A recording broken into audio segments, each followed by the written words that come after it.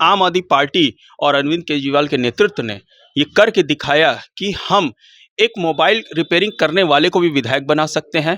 Tyre puncture की दुकान पे कम काम करने वाला व्यक्ति भी एक विधायक बन सकता है। जनहित के कार्यों को, जनहित को आगे बढ़ा सकता है। आज 2 राज्यों में हमारी सरकार है, 2 मेयर है, 1500 से ज़्यादा हमारे जनप्रतिनिधि हैं। तो ये सीधा मकसद है कि आम आदमी पार्टी को बढ़ने से रोका जाए और दबाया जाए, डराया जाए। आपने पीछे भी देखा कि 20-20 विधायकों के ऊपर फर्जी मुकदमे किए गए और कोर्ट में सारे धराशायी हो गए। हमारे लोग निष्पक्ष तरीके से कोर्ट के जरिए साफ सुथरे होकर निकल रहे हैं। सत्येंद्र जैन जी का मामला ले लीजिए, जब लगता है इनको कि अब ये रिहा हो जाएंगे, ये सीधे कोर्ट में जाते कहते हमें जज पे विश्वास नहीं है, जज बदल दो। ये इस तरीके की घटिया राजनीति पे उतर आ चुके हैं और हमें पूरा विश्वास है कि कितना भी हमको आप सताओगे, सच सामने आएगा। आज भारतीय जनता पार्टी के अंदर जिस तरीके के लोग बैठे हुए हैं, अगर आप कहिए कि हमारा एक प्रतिनिधित्व करने वाला, देश का प्रतिनिधित्व करने वाला व्यक्ति अगर जाके विदेशों में हमारे देश का खिल्ली उड़ाने का जो बयान देता है, A² B² whole square double square, जिनको काखा गागा नहीं मालूम, उनको इस तरीके की बात करके हमारे देश को आप क्या साबित करना चाहते हो कि देश के लोग पढ़े लिखे नहीं है। आप कहते हो नाली से गैस बना लो, आज भी डीजल पेट्रोल त्राहिमाम त्राहिमाम हो रहा है। आपने कहा था कि हम आएंगे तो डीजल पेट्रोल सस्ता करेंगे, हम कहते हैं आप उसको जीएसटी के दायरे में लाओ, उसको नहीं लाएंगे तो 1 नेशन 1 टैक्स की थ्योरी गई कहां? फिर जो लोग जनता के लिए काम करेंगे वो खौफ नहीं खाएंगे, जो जनता के लिए काम नहीं कर रहे हैं और सिर्फ अपने हित के लिए, अपनी पार्टी को बढ़ाने के लिए किसी भी तरीके का जोड़ तोड़ करते हैं, उन्हीं के अंदर खौफ होगा। और आम आदमी पार्टी कभी भी जो है कहा जाए कि जनहित के विरोध में काम करने की सोच ही नहीं सकती। नमस्कार, मैं नैना मिश्रा और आप देख रहे हैं जनता जंक्शन न्यूज़। इस वक्त हमारे साथ आम आदमी पार्टी के गोरखपुर के जिला अध्यक्ष मिस्टर वैभव जायसवाल जी मौजूद हैं। हम आपको बता दें कि आम आदमी पार्टी अब एक राष्ट्रीय पार्टी में बन गई, राष्ट्रीय पार्टी में तब्दील हो गई है। अब वो राष्ट्रीय पार्टी का उसको दर्जा मिल गया है, जिसको लेकर बहुत ज़्यादा आम आदमी पार्टी में खुशी का लहर है।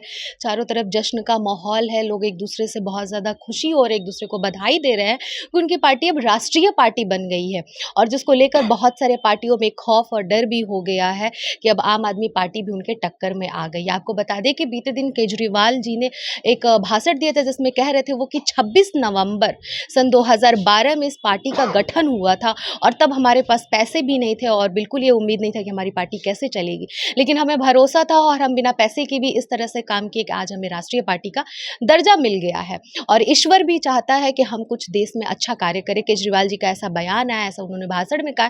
तो इस वक्त हमारे साथ गोरखपुर के जिला अध्यक्ष मिस्टर वैभव जायसवाल है। हम उनसे बातचीत करेंगे कि राष्ट्रीय पार्टी का दर्जा मिलने पर वो क्या कहना चाहते हैं। तो सबसे पहले आपका चैनल पर स्वागत। नमस्कार, आपके व्यूवर्स को ढेर सारी शुभकामनाएं और बधाइयाँ। देखिए, ये आम आदमी पार्टी के लिए बहुत ही हर्ष का और बहुत बड़ा दिन है। जिस तरीके से एक सफ़र 26 नवंबर 2012 को शुरू हुआ और लोगों ने कहा कि अगर तुम कुछ करना चाहते हो तो राजनीति में आओ। चैलेंज किया गया हम लोगों को कि बिना पैसे के नहीं जीत सकते हो, बिना पैसे की राजनीति नहीं होती है। लेकिन आम आदमी पार्टी और अरविंद केजरीवाल के नेतृत्व ने ये करके दिखाया कि हम एक मोबाइल रिपेयरिंग करने वाले को भी विधायक बना सकते हैं। टायर पंचर की दुकान पे कम काम करने वाला व्यक्ति भी एक विधायक बन सकता है। जनहित के कार्यों को, जनहित को आगे बढ़ा सकता है।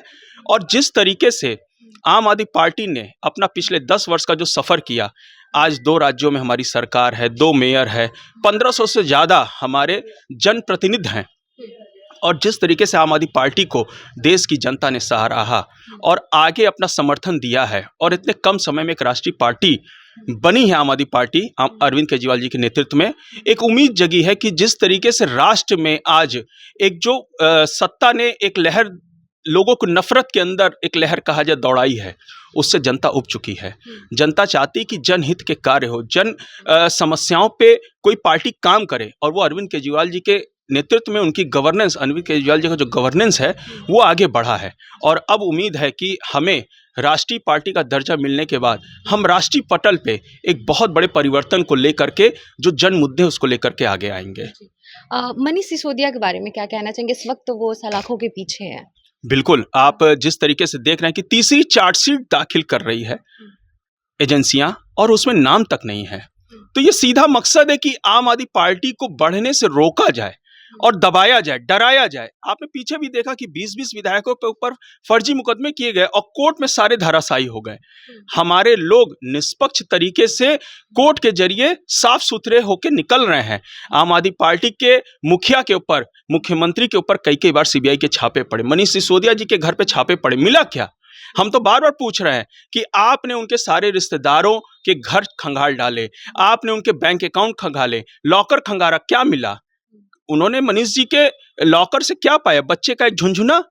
और अभी तक ये साबित नहीं कर पाई, या पूरी भारतीय जनता ये नहीं बता पा रही है कि जो भी तथाकथित घोटाले का आरोप ये लगा रहे हैं, उस घोटाले में इनको मिला क्या है। कोर्ट बार बार पूछ रहा है। सत्येंद्र जैन जी का मामला ले लीजिए, जब लगता है इनको कि अब ये रिहा हो जाएंगे, ये सीधे कोर्ट में जाते कहते हमें जज पे विश्वास नहीं है, जज बदल दो।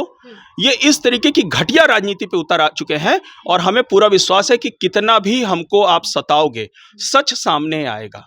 आप कह रहे हैं कि ये इस तरह की घटिया नीति पे उतर आया है, किस पार्टी को आप कहना चाहते हैं? जो सत्ता में बैठी है, केंद्र से लेकर राज्य तक में, भारतीय जनता पार्टी। भारतीय जनता पार्टी ने देश के लोकतंत्र को खत्म कर दिया। आज के डेट में हर एक संवैधानिक संस्था का जिस तरीके से दुरुपयोग भारतीय इतिहास में एक कहा जाए कि बिना पढ़ा लिखा व्यक्ति कर रहा है, वो देश की जनता देख रही है। और पढ़े लिखे व्यक्ति का नेतृत्व किस तरीके से देश में काम कर रहा है, वो भी जनता देख रही है। कौन अनपढ़ है, ये थोड़ा बताइए।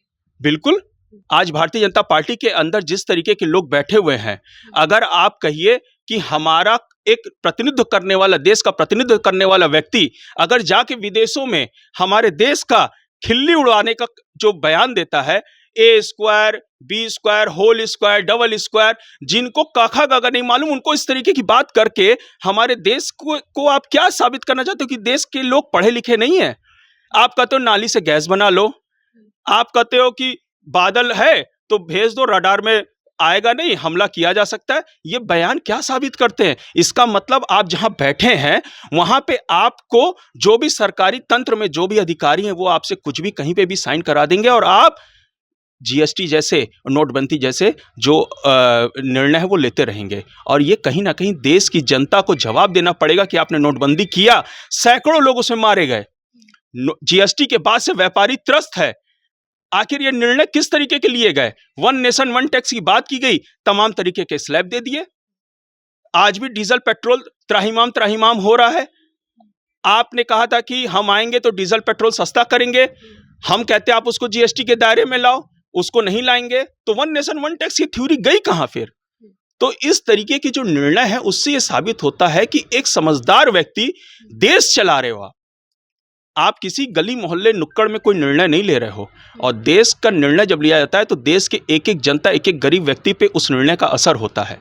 इसीलिए बार बार कहा जाता है कि एक समझदार व्यक्ति जिस तरीके से दिल्ली के अंदर काम हो रहा है, पंजाब के अंदर काम हो रहा है और लगातार आम आदमी पार्टी बढ़ रही है, उसको लेकर के आज जनता के अंदर एक विश्वास जागा है कि ये एक इकलौती पार्टी है जो देश के अंदर आज जो लोग जिस तरीके का शासन कर रहे हैं उसके खिलाफ खड़े होकर के और उनके कुकर्मों को उजागर करके अपने बात को आगे ले जाते हैं और जनहित की बातें करते हैं। जिस तरह से राष्ट्रीय पार्टी आपकी पार्टी बनी आम आदमी पार्टी, इसको लेकर कौन कौन सी पार्टी में खौफ है और कौन कौन सी पार्टी में दहशत है कि अब ये राष्ट्रीय पार्टी बन गई है, इससे कहीं ना कहीं हमारा बहुत बड़ा नुकसान होने वाला है? देखिए, ये तो जनता के ऊपर छोड़ देना चाहिए। जनता जनार्दन है और जनता को जिस दिन लगता है कि जो हमारे लिए काम कर रहा है उसे वो सराहती है।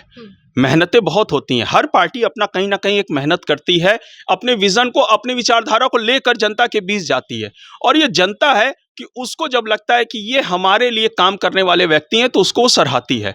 तो खौफ जिनके भी अंदर हो, जो लोग जनता के लिए काम करेंगे वो खौफ नहीं खाएंगे।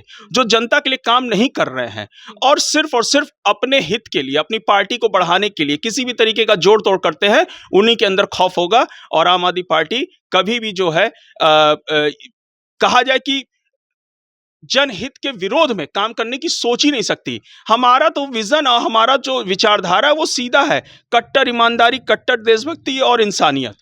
इसी विचारधारा को लेकर हम आगे बढ़ रहे हैं और इस विचारधारा से जो लोग डरते हैं वो डरे। गोरखपुर को लेकर क्या कहना चाहेंगे? आम आदमी पार्टी का मतलब परचम कब लहराएगा गोरखपुर में? इस बार देखिए, 3 सरकारें देश में होती हैं, केंद्र हो गई, राज्य हो गई, और ये निकाय भी एक सरकार है। और इस तीसरी सरकार में हम इस बार कंटेस्ट कर रहे हैं और बहुत मजबूती से कर रहे हैं और हमें पूरा विश्वास है कि उत्तर प्रदेश की जनता इस बार कुछ अनोखा करने जा रही है और आम आदमी पार्टी का जो विजन है, जो विचारधारा है और इस बार का हमारा जो टैगलाइन है नगर निगम में हाउस टैक्स ऑफ और वाटर टैक्स माफ, इस विचारधारा को, इस विजन को लेकर के हम जन लोगों के बीच में जा रहे हैं और पूरा विश्वास है कि इस बार बहुत ही आश्चर्यजनक परिणाम आने वाले हैं। बहुत बहुत धन्यवाद। तो ये थे हमारे साथ वैभव जायसवाल, जिन्होंने ये कहा कि उनकी पार्टी राष्ट्रीय पार्टी बनी है और साथ ही उन्होंने ये भी कहा कि जनता उन्हीं को चुनता है जिनके अंदर ईमानदारी होता है, जो अच्छे कार्य करते हैं। और हमारी पार्टी ने अच्छा कार्य कहा। अरविंद केजरीवाल ने जिस तरह से कहा कि 26 नवंबर 2012 वो साल था जब इस पार्टी का गठन हुआ था, उस वक्त पैसे नहीं थे और आज जनता उन्हें चुनी है, आज उस लायक समझे। और साथ ही उन्होंने भी कहा कि सत्ता में जो सरकार है वो अनपढ़ है, वो गंवार, उसे किसी लायक काम नहीं आता है। देश दुनिया उसे जान रहा है और एक ना एक दिन उनकी हार जरूर होगी और इनकी विजय जरूर हासिल होगी। राष्ट्रीय पार्टी बन गई है, अब आगे और भी अच्छा परिणाम सामने आता रहेगा। इसी के साथ मैं अनन्या मिश्रा आपसे विदा लेती हूँ। देखते रहिए जनता जंक्शन न्यूज़। जय हिंद।